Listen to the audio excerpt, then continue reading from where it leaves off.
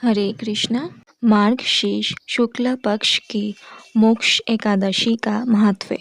युधिष्ठिर बोले, देव देवेश्वर, मैं पूछता हूँ, मार्गशीर्ष मास के शुक्ल पक्ष में जो एकादशी होती है उसका क्या नाम है, कौन सी विधि है तथा उसमें किस देवता का पूजन किया जाता है?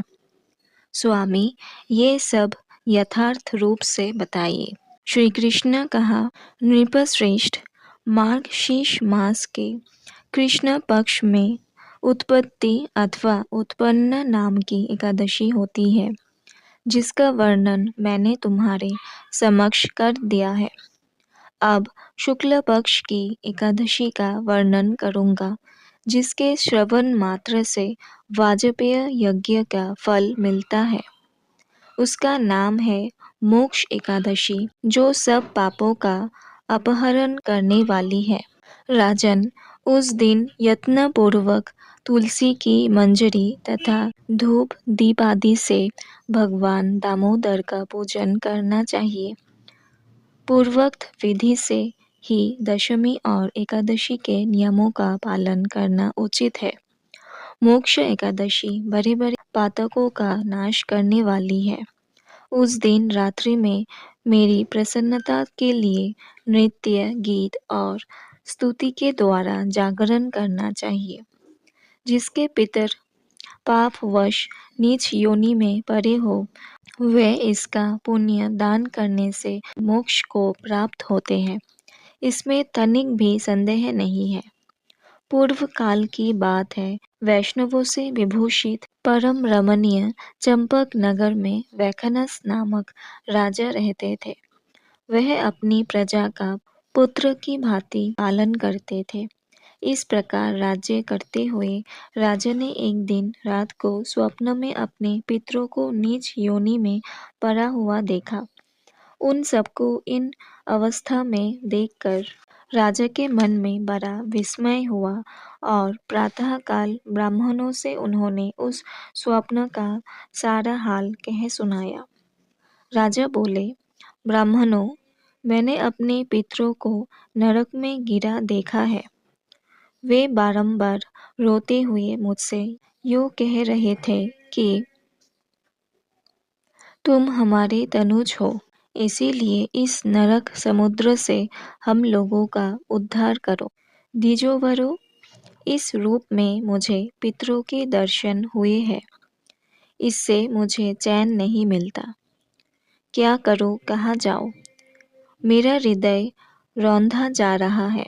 वह व्रत, वह तप और वह योग जिससे मेरे पूर्वज तत्काल नरक से छुटकारा पा जाए, बताने की कृपा करे। मुझ बलवान एवं साहसी पुत्र के जीते जी मेरे माता पिता घोर नरक में पड़े हुए हैं। अतः ऐसे पुत्र से क्या लाभ है? ब्राह्मण बोले, राजन, यहाँ से निकट ही पर्वत मुनि का महान आश्रम है। वे भूत और भविष्य के भी ज्ञाता है। नृपश्रेष्ठ, आप उन्हीं के पास चले जाइए। ब्राह्मणों की बात सुनकर महाराज वैखनस शीघ्र ही पर्वत मुनि के आश्रम पर गए और वहां उन मुनि श्रेष्ठों को देखकर उन्होंने दंडवत प्रणाम करके मुनि के चरणों को स्पर्श किया। मुनि ने भी राजा से राज्य के सातों अंगों की कुशल पूछी। राजा बोले, स्वामी, आपके कृपा से मेरे राज्य के सातों अंग सकुशल है, किंतु मैंने स्वप्न में देखा है कि मेरे पितर नरक में पड़े हैं।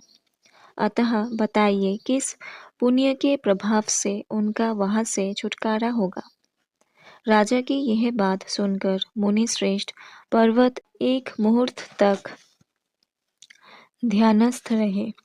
इसके बाद वे राजा से बोले, महाराज, मार्गशीर्ष माह के शुक्ल पक्ष में जो मोक्ष नाम की एकादशी होती है, तुम सब लोग उसका व्रत करो और उसका पुण्य पितरों को दे डालो। उस पुण्य के प्रभाव से उनका नरक से उद्धार हो जाएगा। भगवान श्री कृष्ण कहते हैं, युधिष्ठिर, मुनि की यह बात सुनकर राजा पुनः अपने घर लौट आए। जब उत्तम मार्गशीर्ष माह आया, तब राजा वैखानस ने मुनि के कथन अनुसार मोक्ष एकादशी का व्रत करके उसका पुण्य समस्त पितरों सहित पिता को दे दिया। पुण्य देते ही क्षण भर में आकाश में फूलों की वर्षा होने लगी। वैखानस के पिता पितरों सहित नरक से छुटकारा पा गए और आकाश में आकर राजा के प्रति यह पवित्र वचन बोले, बेटा, तुम्हारा कल्याण हो। यह कहकर वे स्वर्ग में चले गए।